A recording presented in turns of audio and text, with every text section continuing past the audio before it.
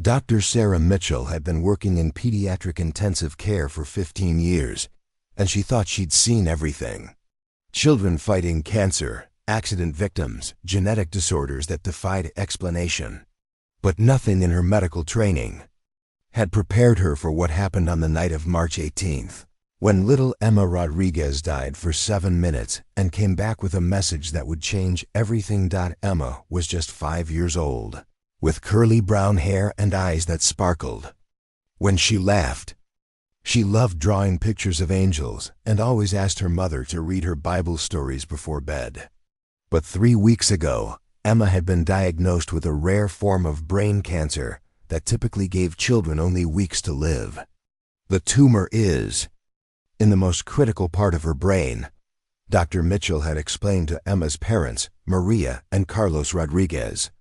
We've tried everything: surgery, chemotherapy, radiation. I'm sorry, but we need to prepare for the worst. Maria Rodriguez fell to her knees in the hospital corridor. No, doctor. God will heal my baby. I know you will. Carlos put his arm around his wife. Maria, we have to be realistic. But Maria shook her head. I've been praying. The whole church has been praying. Emma told me yesterday that Jesus visits her in her dreams. She said he has something important to tell everyone. Dr. Mitchell had heard this before. Desperate parents clinging to hope, children having vivid dreams during medication. It was heartbreaking, but it was part of the job. Mrs. Rodriguez, I understand your faith is important to you, but Emma's brain scans show that the tumor has grown significantly. We're talking about days, not weeks. That night, Dr. Mitchell was making her rounds when she heard commotion from Emma's room. Machines were beeping frantically. Nurses were running. By the time she reached the room, Emma was flatlining. How long has she been down? Dr. Mitchell asked, grabbing the defibrillator. 2 minutes, said Nurse Johnson. Dr. Mitchell began CPR. Come on, Emma, come back to us. But the monitors showed no response. No heartbeat, no brain activity, nothing. Charging to 200, Dr. Mitchell called out. Clear. The small body jolted, but the line remained flat. Again, 250. Clear. Still nothing. For 7 minutes, Dr. Mitchell and her team worked frantically. 7 minutes of CPR, defibrillation, and emergency drugs. 7 minutes of flat lines and silence. Doctor, Nurse Johnson said quietly. It's been 7 minutes. Her brain ... double quote. Dr. Mitchell looked at the clock. 11:47 p.m. in pediatric care. 7 minutes without oxygen meant irreversible brain damage, even if they managed to restart the heart. I'm calling it, Dr. Mitchell said, her voice heavy. Time of death, 11:47 p.m. Maria Rodriguez screamed. Carlos caught her as she collapsed. The sound of a mother losing her child was something Dr. Mitchell would never get used to. I'm so sorry, Dr. Mitchell whispered, pulling the sheet over Emma's small face. But as she reached for the sheet, something impossible happened. The heart monitor beeped. Once, then again. That's just the machine, Nurse Johnson said. Sometimes they malfunction when the beeping became regular, strong, normal. Dr. Mitchell stared at the monitor. That's not possible. The pulse was not only present, it was perfect. 68 beats per minute. Exactly what you'd expect from a healthy 5-year-old. Doctor, Nurse Johnson's voice was shaking. Look at her oxygen levels. The blood oxygen reading was 98%. Normal, more than normal. Check the connections, Dr. Mitchell said, her hands trembling. The machines must be malfunctioning. But before anyone could move, Emma's eyes opened. Not the disoriented, confused look of someone who'd been unconscious. Her eyes were bright, alert, and filled with something Dr. Mitchell had never seen before. Wisdom, as if Emma had seen something beyond this world. Jesus told me to come back, Emma said, her voice clear and strong. He has something important to tell everyone. Maria Rodriguez gasped. Emma, baby? Emma sat up in bed. moving with more energy than she'd shown in weeks. "Mommy, Jesus showed me what's coming. He said I had to tell everyone." Dr. Mitchell grabbed her stethoscope with shaking hands. Emma's heartbeat was strong and regular. Her breathing was perfect. The pale, sickly color that had characterized her illness was gone, replaced by healthy pink cheeks. "Emma, how do you feel?" Dr. Mitchell asked. "I feel perfect," Emma said, smiling. "The angels made me all better." Dr. Mitchell looked at the machines. Everything was reading normal. More than normal, it was as if Emma had never been sick at all. "I need to run some tests," Dr. Mitchell said, trying to keep her voice steady. "Doctor," Emma said, looking directly at her with those impossibly wise eyes, "Jesus said you don't believe in him, but he wants you to know that he loves you anyway." Dr. Mitchell felt like she'd been struck by lightning. Emma was right. She'd been raised Catholic, but years of seeing children suffer and die had destroyed her faith. She hadn't prayed or attended church in over a decade. "Emma, what did Jesus tell you?"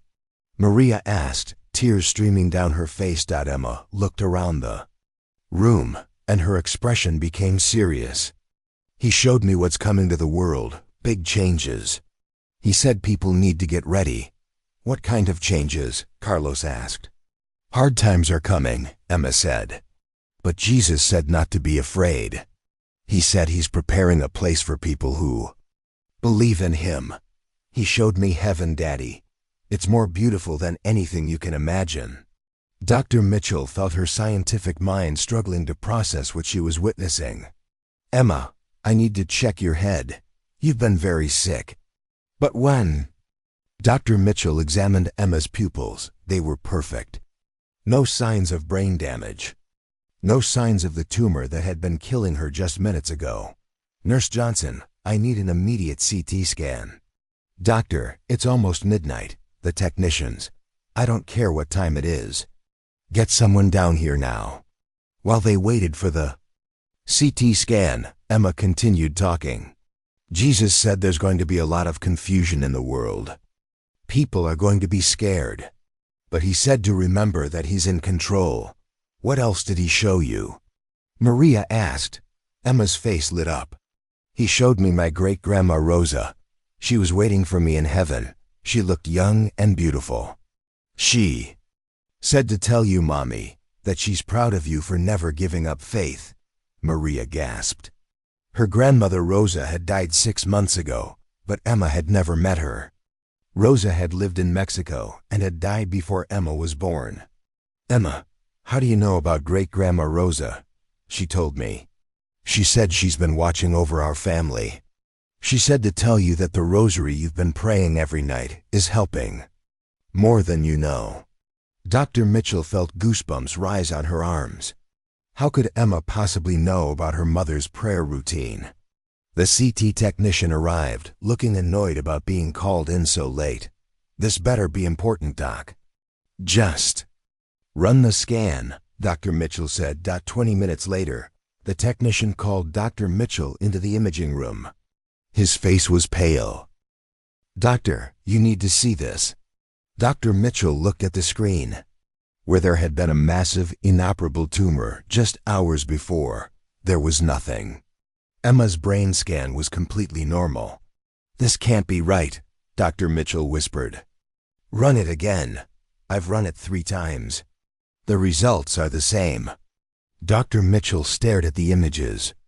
In 15 years of medicine, she'd never seen anything like this. Tumors didn't just disappear. Especially not tumors that had been growing for weeks.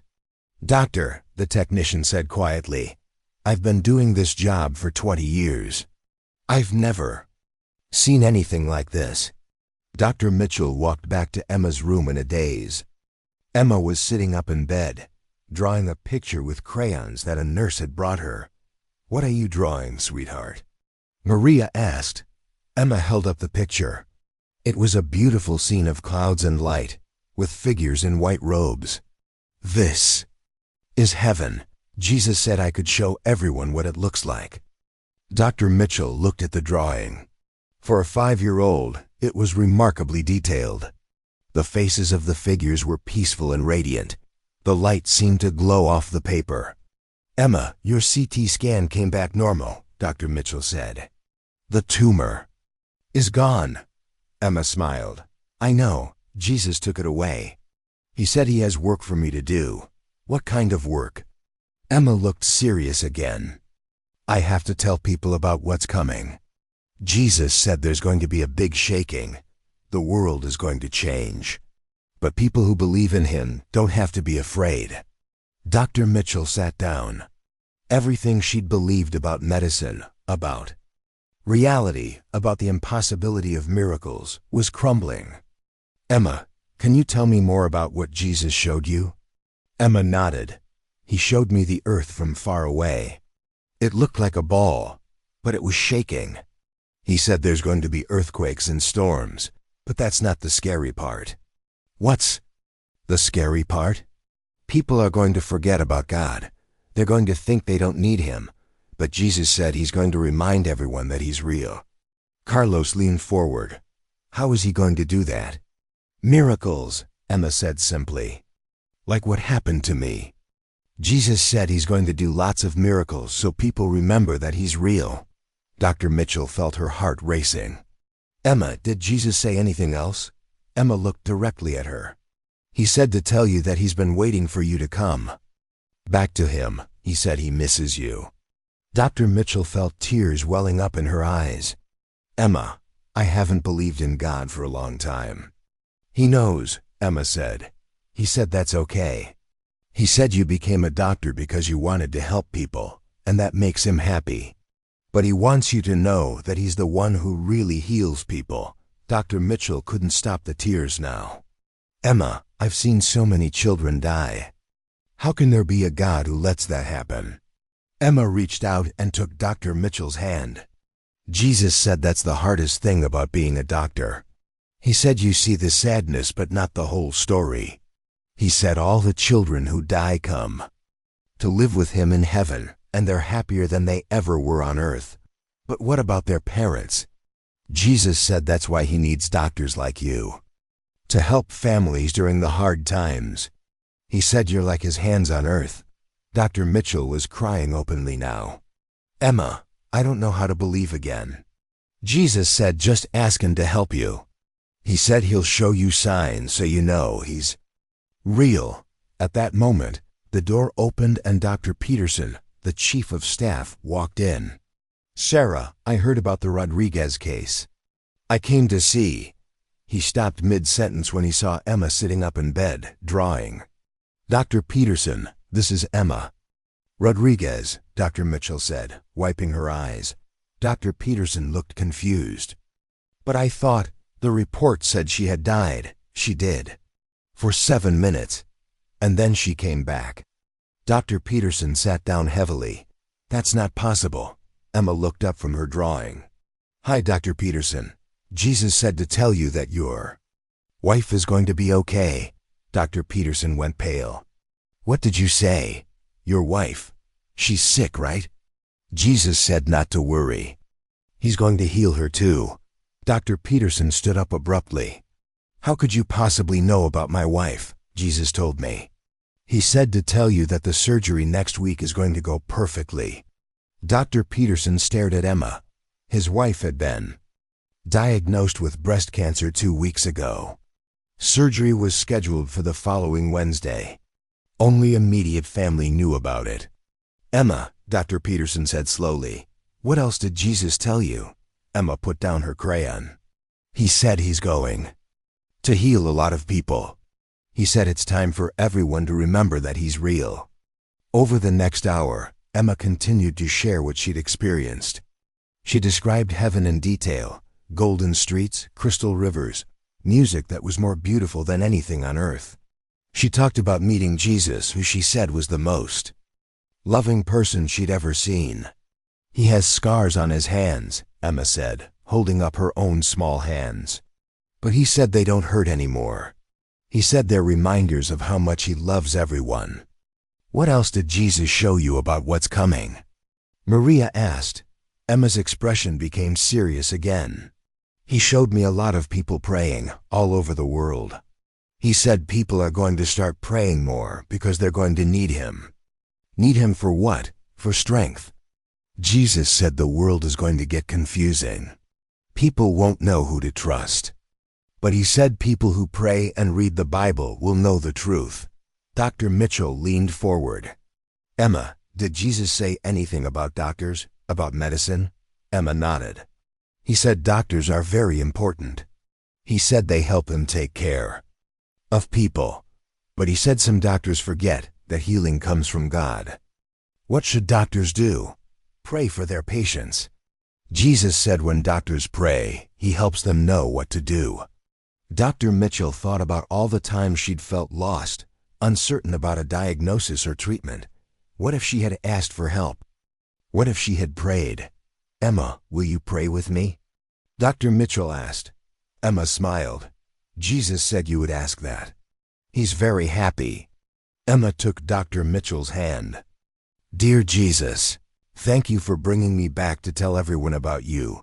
Thank you for Dr. Mitchell and all the doctors and nurses who help sick people. Please help Dr. Mitchell remember that you love her. Help her to pray for her patients. Amen. As Emma prayed, Dr. Mitchell felt something she hadn't experienced in years. Peace. A sense that she wasn't alone in her work, that there was something bigger than herself involved in healing. Emma, will you tell me more about heaven? Dr. Mitchell asked. Emma's eyes lit up. It's so beautiful.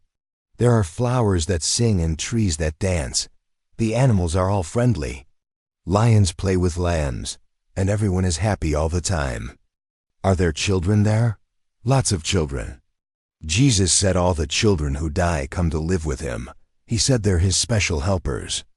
Dr. Mitchell thought about all the children she'd lost over the years. The idea that they were safe and happy brought her comfort she hadn't expected. Emma, what should I tell other doctors about what happened here? Emma thought for a moment. Jesus said to tell them that miracles are real. He said some doctors won't believe, but that's okay. He said just plant the seeds, and He'll make them grow. What if they think I'm crazy? Jesus said people thought He was crazy too. He said not to worry about what people think. Just tell the truth. Dr. Mitchell nodded. I'll tell them. Emma smiled. Jesus said He's going to do more miracles in this hospital. He said to watch for them. Over the next few days, Emma remained in the hospital for observation. Every test came back normal. The tumor had completely disappeared. Her brain function was perfect. It was as if she'd never been sick at all. But more than that, Emma continued to share messages that seemed to come from beyond her 5-year-old understanding. She comforted other patients, prayed for the staff, and spoke with wisdom that amazed everyone who met her. Dr. Peterson's wife had her surgery the following Wednesday. It went perfectly, just as Emma had said. The cancer was completely contained, and no chemotherapy was needed. Nurse Johnson, who had been struggling with depression, said that after Emma prayed for her, she felt hope for the first time in months. The hospital chaplain, Father Murphy, visited Emma and said it was like talking to a young prophet. That child has seen the face of God, he told Dr. Mitchell. Word of Emma's miracle spread quickly through the medical community. Doctors from other hospitals came to examine her. They found nothing that could explain her recovery. Dr. Mitchell began praying again for the first time in years. She started each shift by asking God to guide her hands and give her wisdom. She found that her diagnoses became more accurate, her treatments more effective. Dr. Mitchell, Emma said on her last day in the hospital, Jesus said to tell you that He's proud of you for believing again. Emma, I want to thank you. You've changed my life. Emma hugged her. Jesus said that's why He sent me back. He said there are lots of people who need to remember that He's real. What's going to happen to you now? I'm going to go home and be a normal little girl. But Jesus said I'll always remember what He showed me. He said I'll tell people about it for my whole life. Dr. Mitchell watched as Emma walked out of the hospital, holding her parents' hands. She looked like any other healthy 5-year-old. But Dr. Mitchell knew she'd witnessed something extraordinary. The message was simple. No matter what happens, God is real. He loves His children.